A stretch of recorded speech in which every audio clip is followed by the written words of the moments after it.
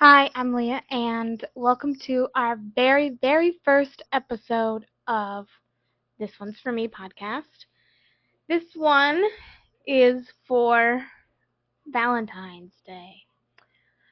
It is February. Valentine's Day is technically over at this point. It was this last Friday, and I feel like I have to talk about this because I just do, okay? That's why. I don't need to make up a reason for anybody. I just do.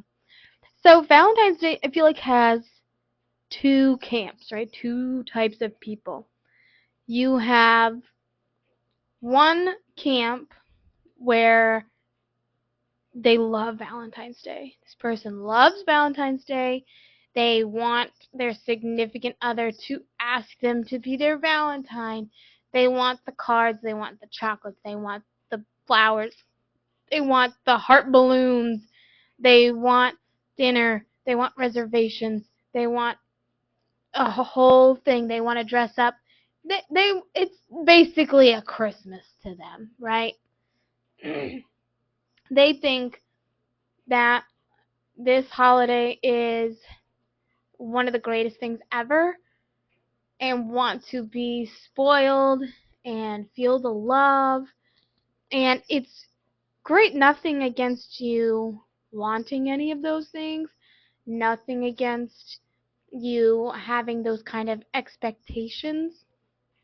My problem with this camp is that they make a big deal of it to the point where their significant other feels very pressured that if they don't get it right, it was a failure. And so they feel like they're being set up for failure, especially if this kind of stuff doesn't come naturally to them. It's difficult. And if you're on TikTok, there's so many people that are like, he didn't ask me to be his Valentine's Day person yet. He hasn't made any plans yet. And I have been sitting here just not saying anything and being like, I wonder if he's going to do anything. And let me tell you something. He's not. He's not going to do anything. Because if you don't tell him what you need or what you want or what your expectations are, then one, he can't meet them, and you'll be disappointed. And you'll be mad because you thought it was a good idea not to express your needs and set expectations. And then two, he can't help with the expectations part. He can't say, oh, I didn't realize that's all the things that you wanted. Right now, where we are, I think we can do XYZ. Or I think I can do the balloons and the chocolates and the flowers. I don't think I can make a dinner reservation because whatever the reason is, we're busy that night. I have to work. I think that the place I want to take you doesn't take reservation. It doesn't matter. It's not in my budget. If it's not in the budget, it's not in the budget, ladies. Okay? Gentlemen, whoever, right? So I feel like a big part of Valentine's Day is you both have to sit down and talk about those expectations that you are expecting of the other person. Are you both doing gifts? Is he just doing gifts? Are you not getting him gifts? Can we pause here for a minute? Big pause.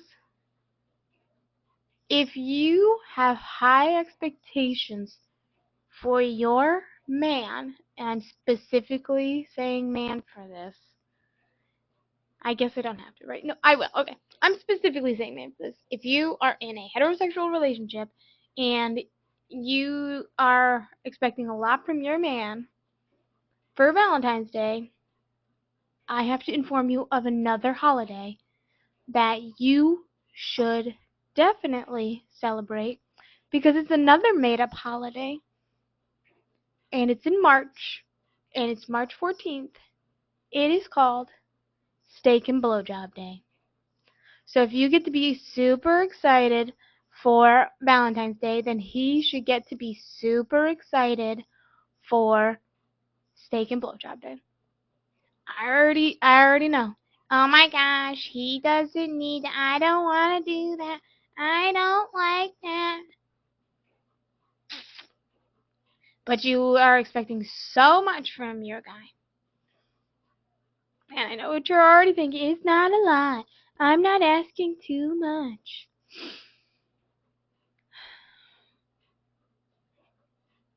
It's okay to ask. And it's okay for him to ask and expect that too. It's okay for you to expect all of these things for Valentine's Day. It's okay for him to expect steak and blowjob on Steak and Blowjob Day. With that said, um, I think there's another camp of people on Valentine's Day, and they're the people that cannot stand Valentine's Day. They think it's stupid. It's a made up holiday. Uh, I'm not in this camp. Please don't think I am. I'm not in this camp. They hate this holiday because of how commercialized it is. You have to buy somebody something. You have to, like, get all the things and the pressure of it all. And if you don't get it right, you fail. So the other side is those people that can't stand it because they think it's absolutely ridiculous. But they're also the people that are like, you should be doing kind of this stuff every day. Not every day go out to dinner, go do all this stuff, but you should be expressing your love for this person every day. It doesn't have to be through a card or flowers or chocolates or even going out to dinner or the standard stuff that you would do for Valentine's Day. But you should, on a regular basis, be showing love to your significant other, and not in just ways that you know how to, right? So if your love language is words of affirmation that you speak, right? You speak that love language, but your partner's love language is like acts of service. And if you live together, maybe doing the dishes that night without them being like, hey, it'd be great if you did that. That would mean a lot to them. That's showing them the love that they need, not the love that you can speak in a way. If their love is physical touch, maybe just a random hug, a kiss, or I don't know, actually doing it would mean a lot to them in a genuine way.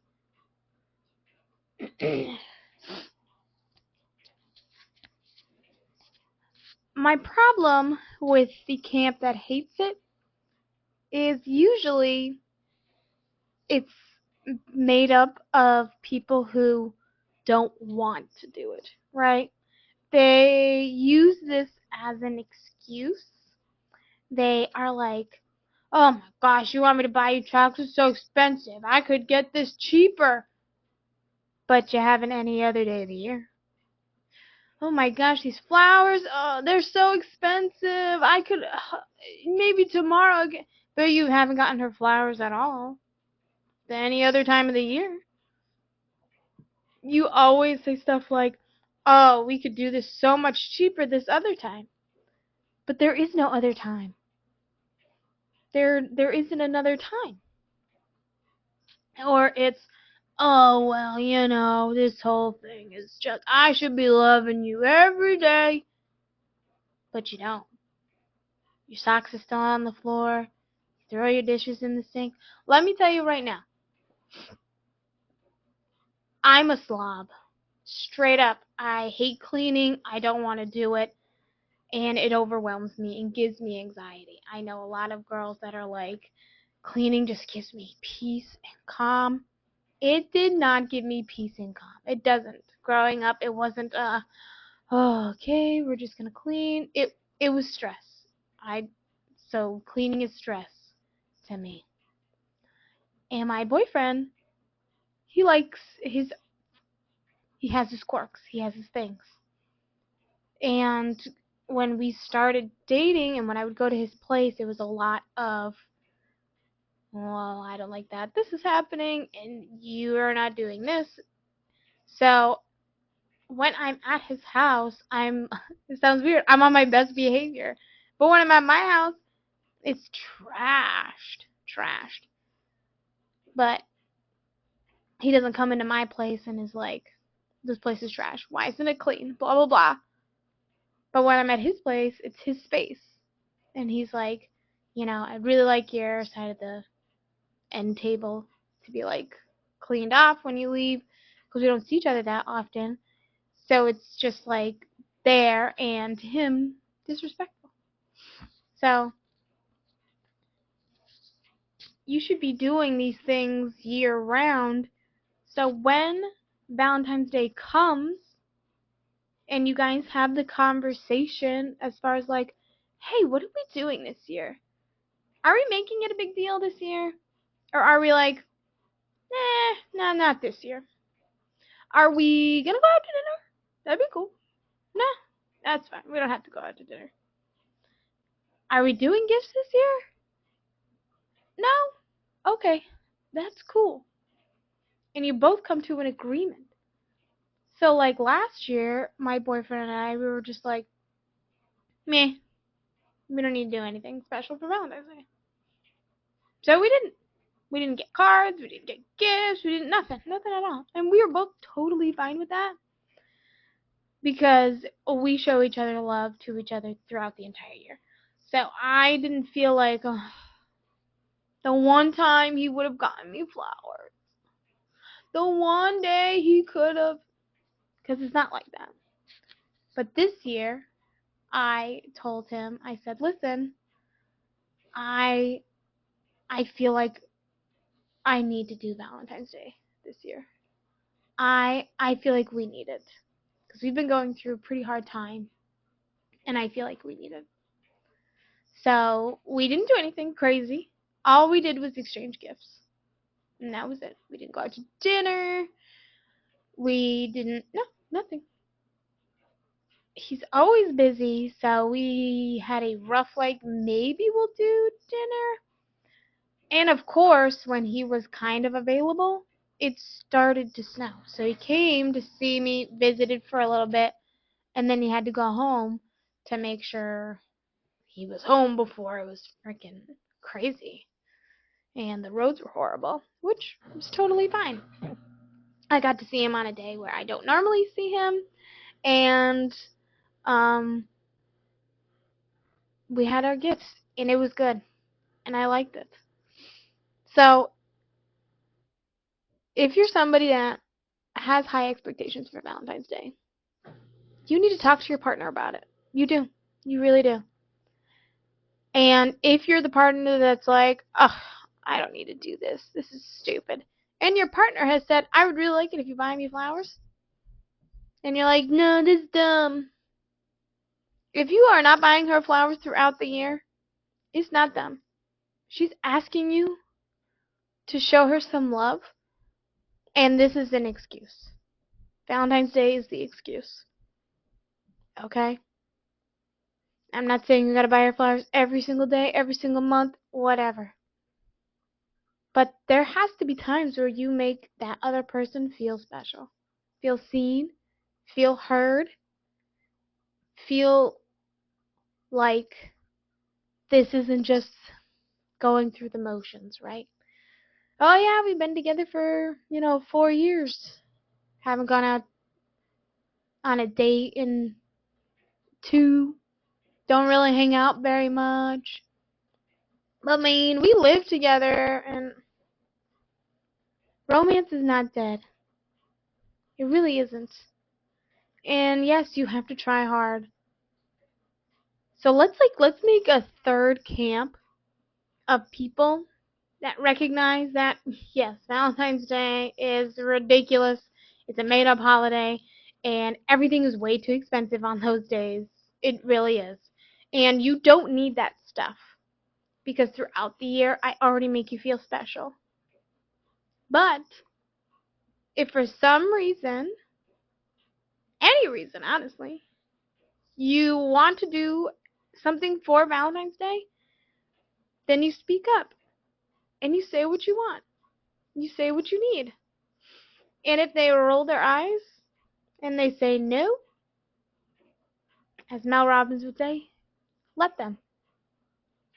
Let them, because what they're doing is showing you who they are, and then you can decide what you're going to do from there.